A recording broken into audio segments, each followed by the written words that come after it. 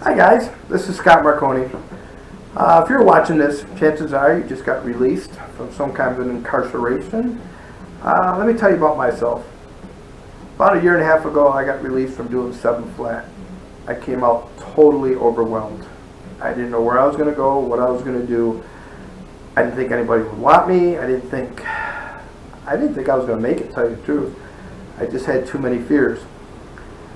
But first thing I did is I went and I met my legal obligations. I went and saw my PO, I went and signed up for task, I went and signed up for my drug courts, all the things that we have to do.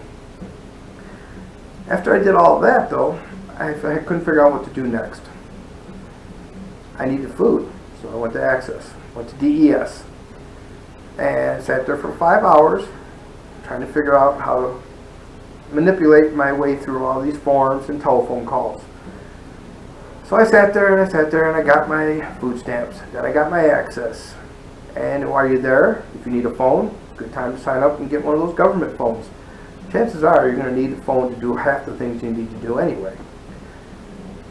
So now I got my Access, got my food stamps, got food in my belly, and I had to go get checked out. Because in the back of my mind, it's always been bothering me. Do I have this? Do I have that? Why am I breathing heavy? Did I catch a disease while I was out using? You know. So I went and got checked out. What a load off my mind, knowing that I was okay.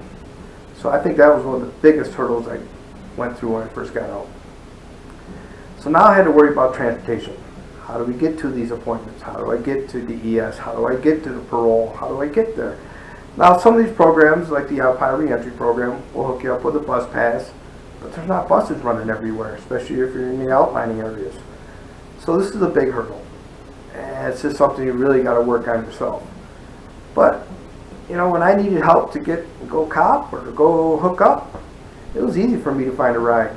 So now why not do it for something that's worthwhile? Transportation was probably one of the biggest issues because to go to work, I needed a license. But I couldn't get a license without money to go to work first. So I had to take a small job that I could get to, one that I wasn't happy about. I had to swallow my pride and work at this place so I can get enough money to get my license. To get my license, they took mine away for not having insurance because I went to prison, so I didn't pay my insurance. Insurance lapsed, money occurred, I came out owing $1,700. I couldn't pay that.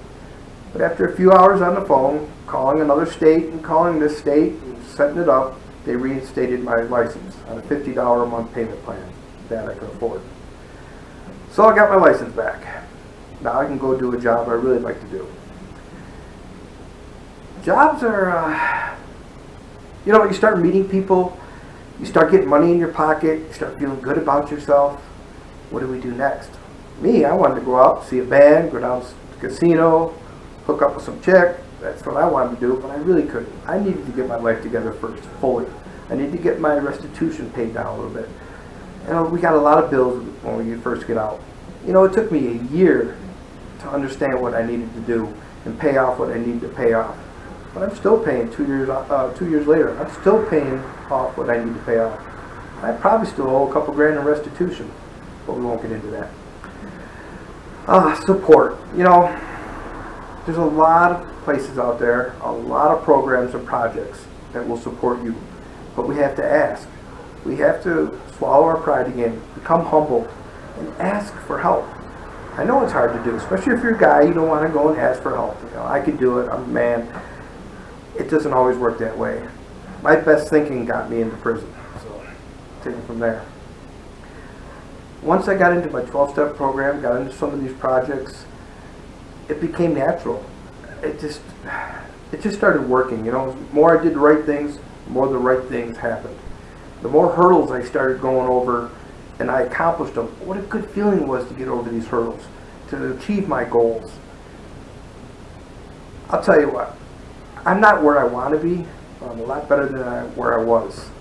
I have a license, I have a vehicle, I have a job, I got my own little place, as you can see behind me, and I have a happy life. I don't have to worry about cops, I don't have to worry about parole, I don't have to worry about any of those things anymore because I just kept doing the right thing. It's not easy. it really isn't easy. It gets overwhelming, and there's going to be times you're going to want to quit and say, screw this, I'm just going to go out and use it. It's so much easier. And it is easier, but you're just going to end up where you were, and nobody wants that. So I think the next time we get together, we'll talk about possibly how to get your license and more in depth. Until then, take care.